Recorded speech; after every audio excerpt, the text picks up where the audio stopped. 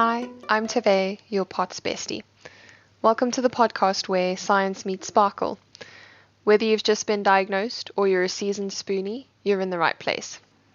We're breaking down the science, sharing real stories, and adding a little light to life with chronic illness.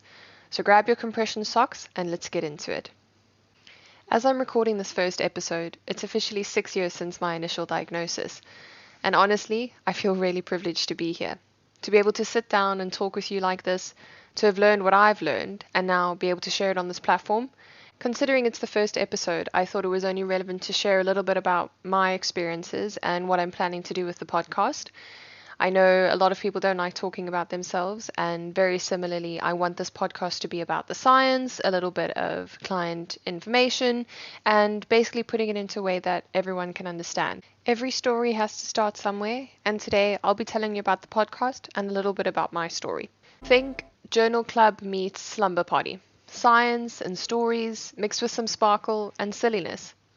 I want this to be a place where we can talk about chronic illnesses, especially POTS and dysautonomia, in a way that's educational, relatable, and even fun sometimes. You'll hear episodes about how the nervous system actually works, why stairs are the enemy, how to exercise safely when your heart hates you, what to pack up in a flare kit, and how to talk to your loved ones about your condition. Obviously, these are just different ways that people have described these topics. Your heart actually doesn't hate you and really wants to work with you, but it needs the right resources, and these might change from time to time. Stairs are really challenging, but they're not the enemy, and we'll think about different ways to approach this that makes it viable for you. And things like flare kits are just great things to have when your body's not agreeing with you in different periods of time. Alongside the fun clinical stories, there'll be some Friday fables. These are shorter story-based episodes that explain your symptoms and experiences in creative fictional ways that hopefully we can relate to, which takes away the seriousness of all of these conditions, but doesn't necessarily mitigate the approach that we might have to them. It's all about looking at this from the science, from the fun, and how to create a balance of those in everyday life. Whether you're listening lying flat on the floor, waiting out a symptom flare, or just looking to understand your body a little better, you're so welcome here. Now, before we get too deep into anything, this is just a quick disclaimer for this podcast and any of the podcasts going forward. A quick but important note that this podcast is not a substitute for medical advice. I'm not a doctor, I'm a patient, a qualified exercise professional, and someone who's walked the road that you're on. Everything I share is based on science, lived experiences, and passion. Please always work with your healthcare provider if you're making any changes to your treatment plan or routine, or have any additional questions that we might not be able to answer here. Let me introduce myself. At the time of being diagnosed, I was diagnosed with dysautonomia and POTS, which took a long time, as many of you probably have experienced.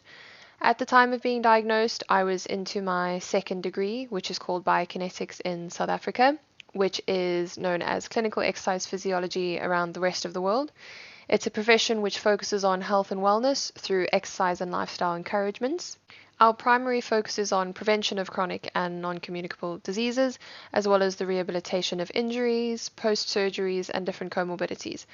We work a lot with general conditioning and exercise training, but alongside the prevention side, we also do a lot of the treatment side, whether that's autoimmune diseases, cancer, neurology, musculoskeletal disorders, and very interestingly for me, a lot of rare conditions or autonomic nervous system disorders.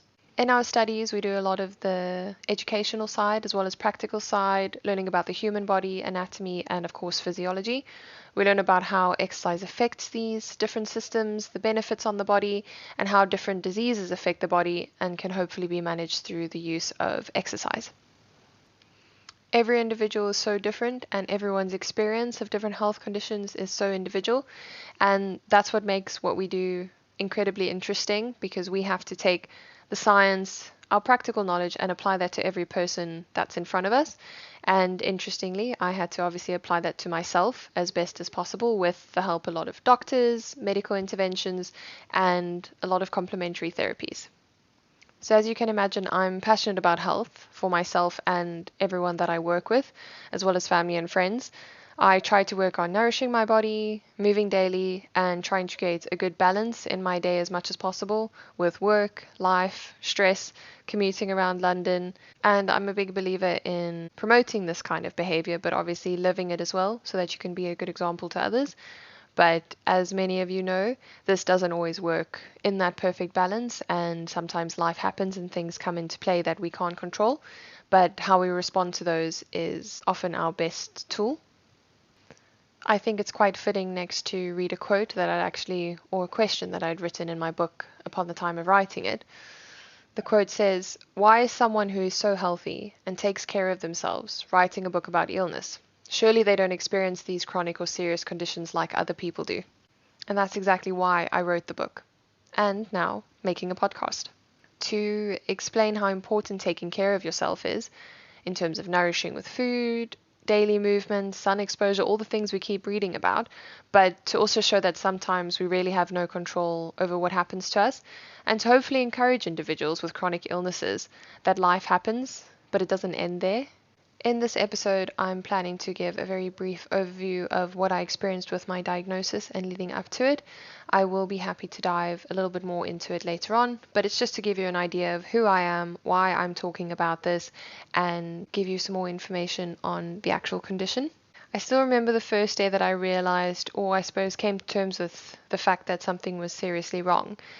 It was almost as if my body was trying to give me a subtle hint, almost a cry for help, which I wasn't very good at listening to at the time.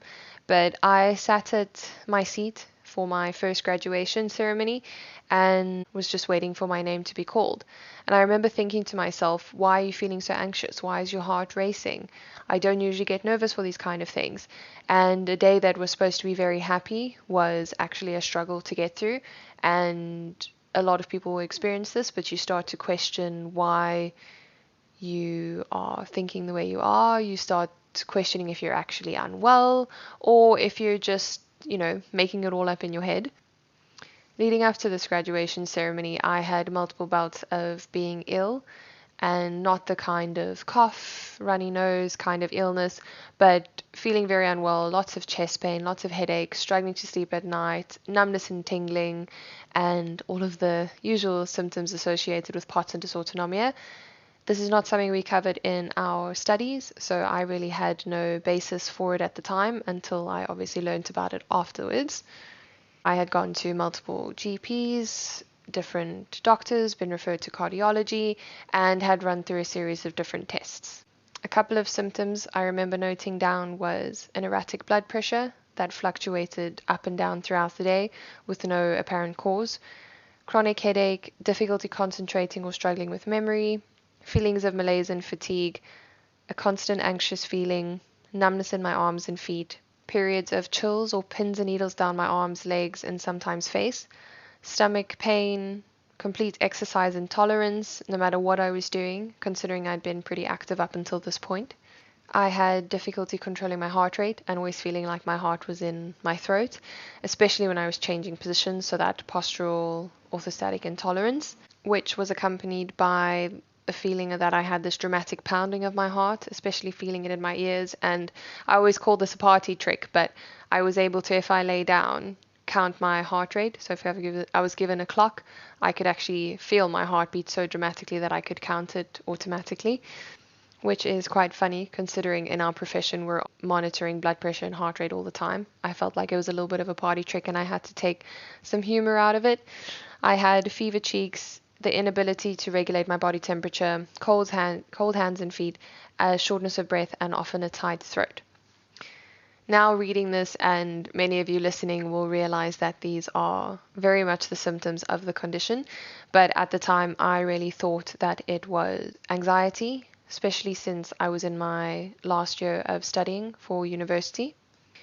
At the time I started recording all of this information, especially for the multiple doctor's visits that I had. When I saw a couple of GPs, they agreed that it was stress, put me on different medications for stress, but also noted that it was a very abnormal response for someone, as healthy and the age that I was, which is often a stigma that is applied to these individuals, whereas illness can, attack and take over your life at any point.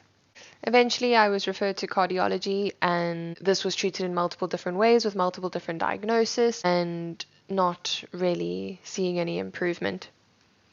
After about 6 months of actually recording all of this information, so I was ill before that and having a lot of time off university, I ended up emailing as many doctors as I could, anyone that I could find online, anyone that would be willing to review my case and give a second opinion. And I was very lucky to come across a neurologist who asked me to send across everything and made the potential diagnosis of dysautonomia, but naturally wanted to see me in person.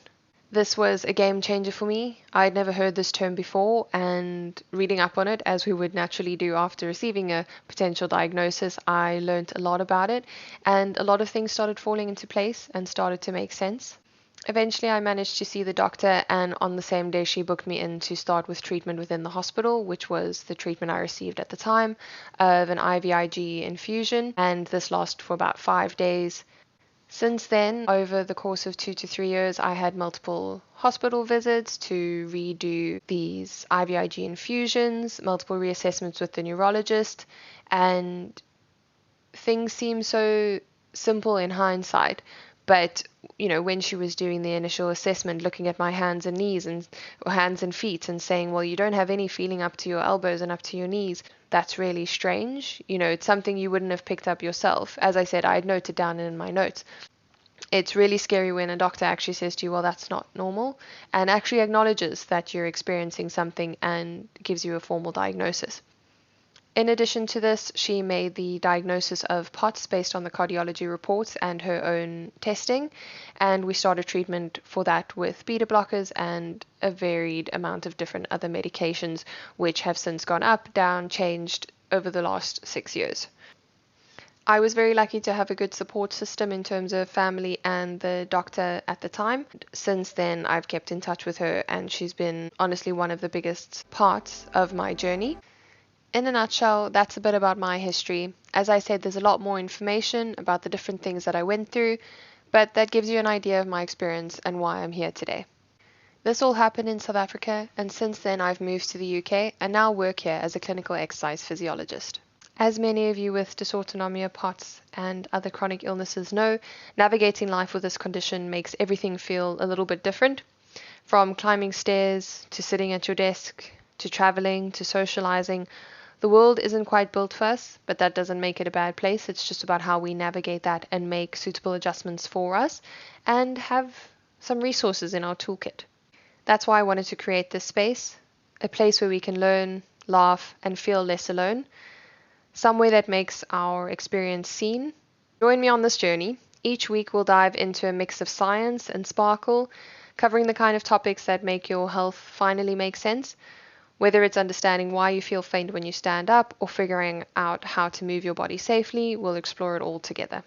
Thanks for tuning in to the very first episode. If this introduction made you feel seen, sparkly, or a little bit more hopeful, share it with a friend and follow along for the upcoming episodes. I can't wait to grow this podcast and this community with you. Until next time, stay sparkly.